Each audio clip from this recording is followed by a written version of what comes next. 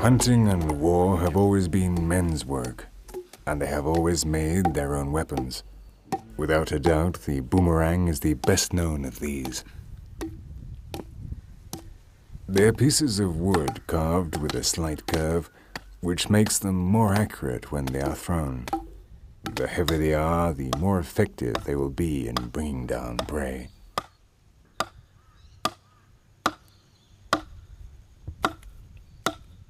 Our most expert hunters are capable of hitting an animal from over 160 meters. Normally they hunt small animals, though the most sought-after prey, which brings the hunter the greatest prestige, is the red kangaroo, the biggest of all. Despite what most people think, a real boomerang does not come back. The tourist and the souvenir industry has invented devices decorated with designs from our culture, which they sell as if they were authentic boomerangs. These do come back, after describing spectacular curves in the air. But for us they have no value. They are no good to hunt with or anything. The efficiency of the boomerang comes exclusively from its weight and the curvature, which makes it easier to handle.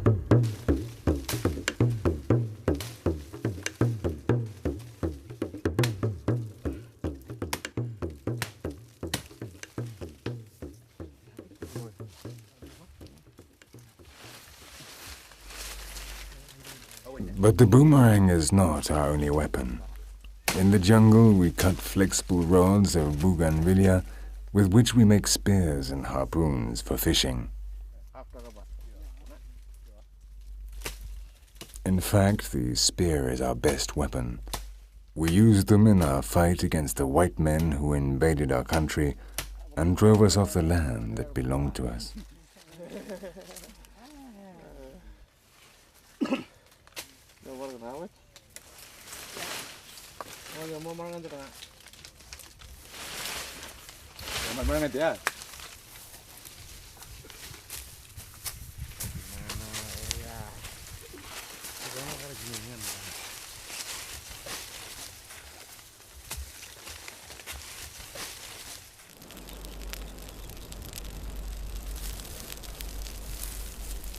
Once outside the forest, we make a fire and heat the flexible rods to harden them. Then we remove the bark and cut them to the right size for each man.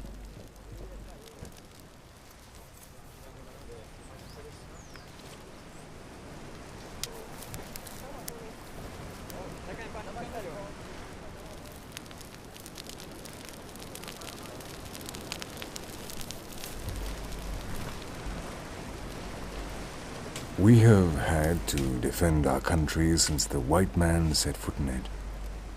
According to them, our land was called Terra Australis Incognita until in 1605 the first European arrived, the Spaniard Fernández de Quiros, who called it Australia del Espíritu Santo. Then, 170 years later, the pirate James Cook renamed it New South Wales and raised the English flag. The English used this island to send us their prisoners.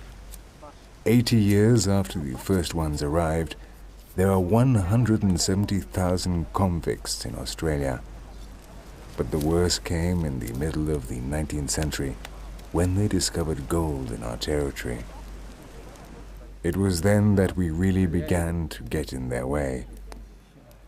The Aborigines, as they started to call us, were captured, confined to distant regions, and finally infected with many diseases such as the flu, which devastated our population.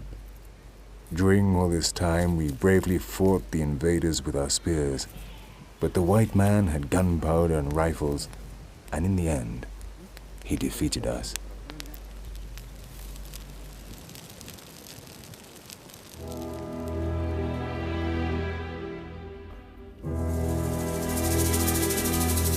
Today, our spears claim other victims. When the tide goes out, we fish for the dangerous stingrays that hide in the sand. ready to plunge their enormous stings into anyone who dares disturb them.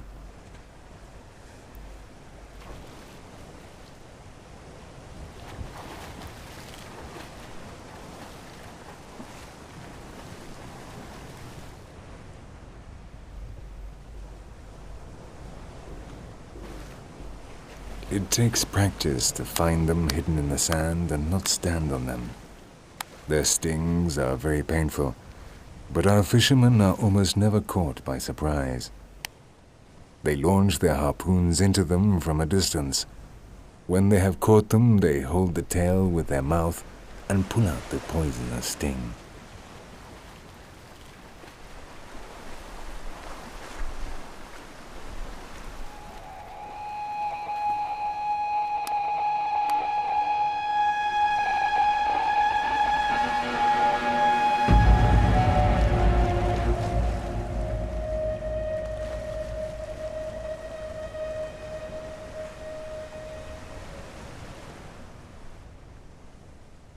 After pulling off the skin and gutting them, we pound and knead the flesh with our hands and eat it raw. It's a real delicacy.